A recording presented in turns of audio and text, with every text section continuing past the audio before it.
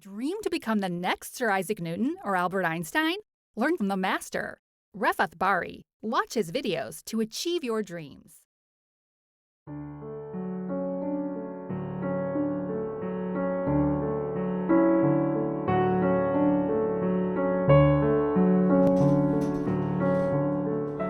Today I'm going deeper into Cauchy-Schwarz inequality and reviewing some of the stuff we learned previous lecture. So why don't we get started with the do now?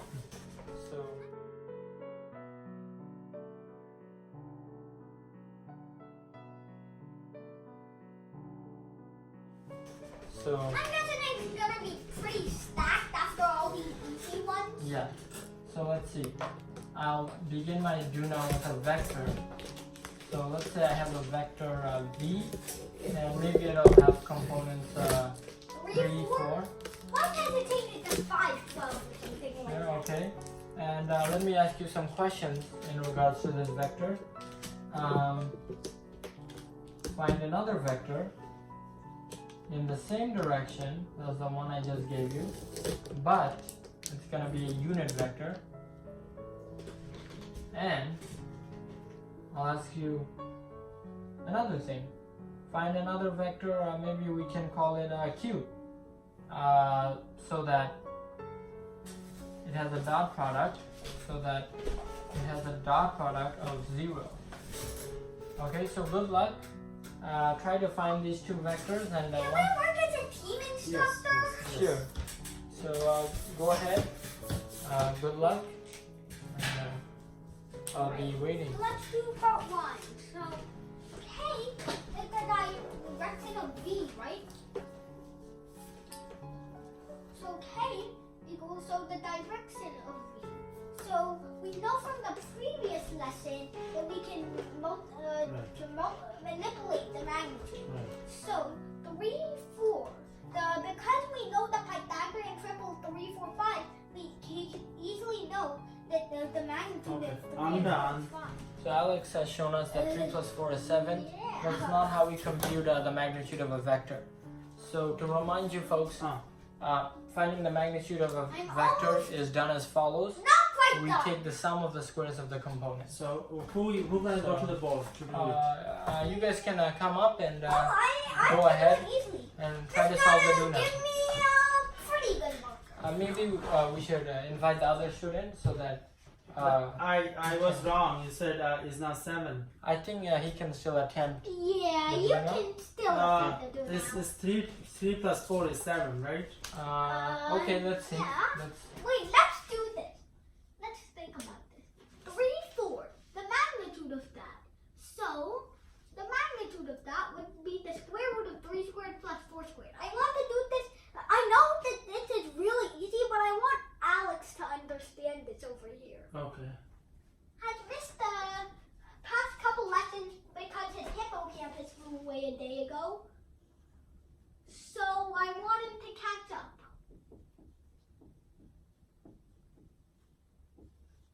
Oh, so that's why it is not 7, right? Yeah. So but I thought it's 3 plus 4 is 7. And you can do But it. that's not right, right? Okay. And you can do it the easy way of memorizing the Right. Pythagorean triple and doing Okay. 5 instantly. Oh, that's great. Thank So, you. And then I can. Sure. Okay. Does Alex, you want to do the second part? So let's see. No, I don't know how to do the So second let's part. see how we can. I guess I have to do the second Okay, part because I guess. Alex will refuse. Yeah. Sadly. So, K Oh, is a can unit vector. Can you multiply 3 times 5? 15? No. 3 times, actually the opposite of multiplying. Dividing. Okay. So we know the magnitude of 3 and 4 is 5. So we want to shrink it down the magnitude down to 1. So we have to divide both of the components by 5 to get our vector K, which is 0.6 and 0.8. Yeah. Perfect. And you Good can job. even test Thank you. Good job. And you can even test this out to see if it's a unit vector. Because this is 0.36 plus 0.64, which is equal to root 1 or 1. Okay, Yeah, thank wow, good job. Okay, so now let's see how our student actually did it. No. You have to show me, instructor. I don't know how. Instructor, how did he get 0.6 and 0.8? So is this wrong? That's what we'll try to understand right now. I thought I did it thoroughly. Yeah. Okay. But I still don't understand. No. How did you get 0.6 and 0.8? Oh, so let me show you. So this is the vector we begin with, vector v, Okay. and we want to scale it down by a factor of 5. Okay? That doesn't look like 0.6. And of course, we know where the 5 comes from. It comes from the magnitude of the vector. And our original vector was 3, 4. If we want to scale it down by 5, we divide both of the components by 5. Oh, 3 divided by 5 is 0.6 and 4 divided by 5 is 0.8. That's right. See? And if you use the Pythagorean theorem, you get the unit vector which is 1. You should. So apparently you don't get That's- it when I explain, but you get it when... No, I understood when you explained, but the red one is 1 and the whole, the black one is 5, right? 5 units, yes. Oh. Now why don't we go ahead and address the second part of the question, which is to find a vector q such that the dot product of q and v is 0. Okay. So remember what this is telling us, Orthogonality! orthogonality. That So means it's 180 degree? 90 90 degrees. 90 Why degrees. not 180? The definition of orthogonal is It's basically something the perpendicular. professors use when they say they hate you. So why don't we first do this analytically, then we will take a look geometrically. So if I have space, I'll do it right here. Symmetrically, you're O to So- me. Q dot v equals 0, right? Let me remove this. Okay. So Q dot v equals 0. We don't know what Q is. That's what we want to find. Okay. So maybe I can call this Q1, Q2. Those are the components of the vector. And we know the components of v. What are the components of 3 v? and 4. 3 and 4. And we know this equals 0. 0. 0.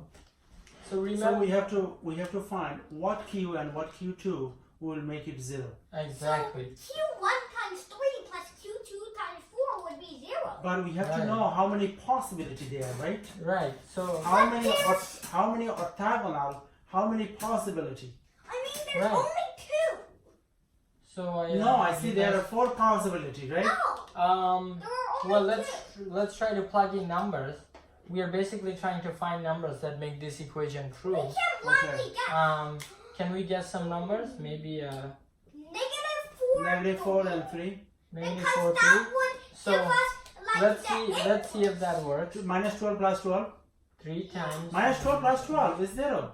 is 0, right? Oh, yeah. So you can just So that's it. So minus 4, 3 So you can just multiply them and add is here. the And if you numbers. try hard, you can find another one. So only there are 2, right? Only 2. So minus 4, 3. Can you guess what the other one might be? 3 minus Minus 3, 4. 4 4 minus. minus 3. Yeah. Okay. And of course, we know why that's perpendicular because they have a dot product of 0. So hopefully that makes sense. So Uh, student demonstration is over. So I Yes. guess I'll sit. So now why don't we proceed to the lesson? Okay. Oh wait, we are looking at this geometrically. That was the. Yeah. Can you explain the geometrically what he's I talking don't about? mind, it's fine. So No. Is there any better way to understand it? It's kind of. I guess there is. Our student here introduced. Can you show? Sure. Okay. So he said to look at this from the perspective of slope. So How we can do that? what slope does this vector v have? 3, 4. No, 4, 3. Right. 4 over 3. Because y and x are split. Right. That's the Yeah, slope of 4 this vector. Okay. What would the slope of a perpendicular vector be? Negative 3 over 4. Negative 3 over 4. Isn't that exactly what we have here? Negative 3 over 4. Because this is the y component. This is the y. This is the x component. Here's the x. Oh, no, you take the reciprocal and you flip that, right? That's right. So 3 over 4, okay, alright, that's fine. It's like taking the part, taking the slope and making it perpendicular by multiplying by Negative 1. yeah. Okay, good. So hopefully that makes sense. Good. Now let's move on to a lesson. Our lesson.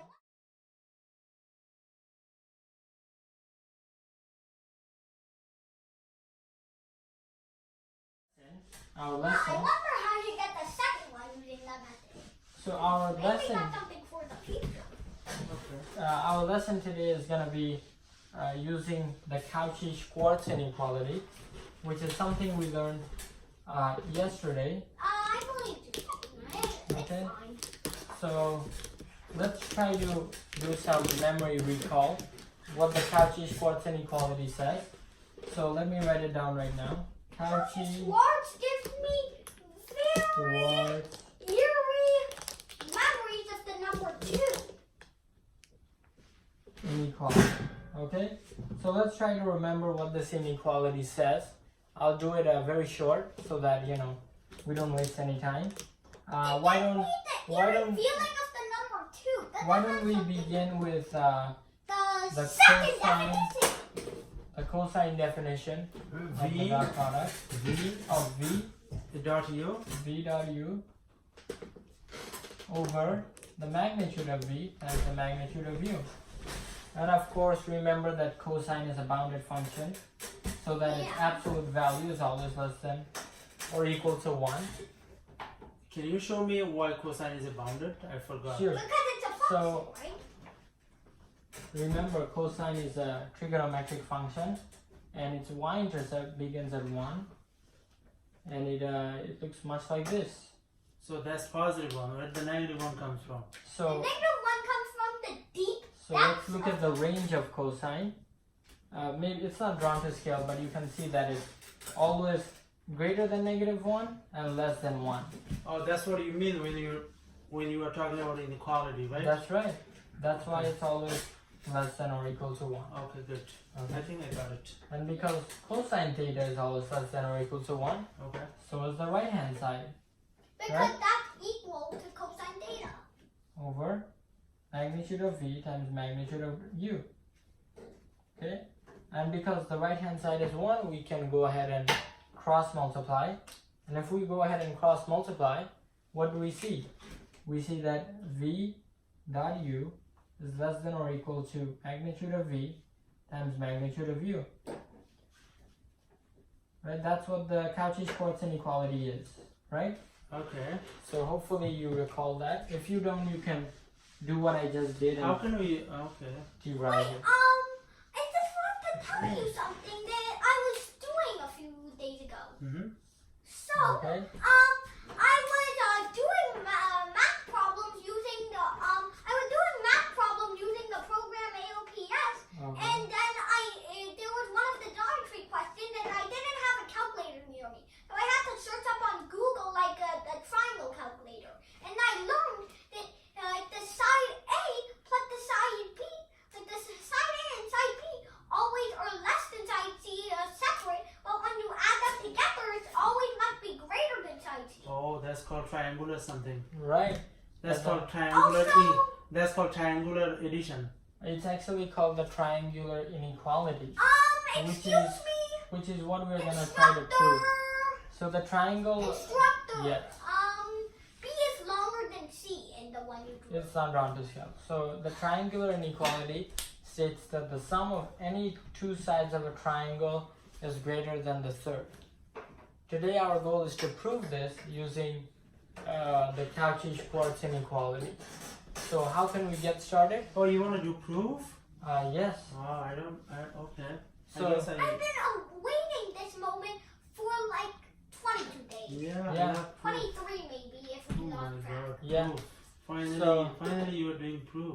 Yeah. I thought you don't. Okay. So another way I can state the triangle inequality is What that, do you try to prove? so this is what I want to prove. that it is true, right? By Right. using Gaussian and Schwarz inequality. So how can we get started? I've been proving Well- stuff with the dot product Yeah. and triangles So why all don't the we get time, started so with, this should be easy. Okay. Okay, so let's say I have two vectors, okay? So these are my two vectors A and B, right? Okay. Let's say I square this. From Your our triangle look messed up. The C is supposed to be bigger. Yeah, that's it's what not, I mentioned before. not round to round scale. he Not, said. not Can you round to fix scale. it? It looks bad. Uh, Yeah, Why don't it looks we- kind of weird. why don't we switch these? Kind of funky. Okay, now it's better. So if I square this, what would I get? So A square plus 2AB plus B square?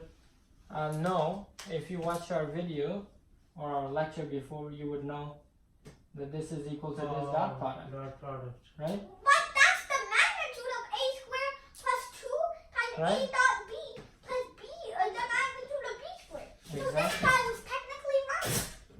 He was close, but he didn't state it as it formally should be.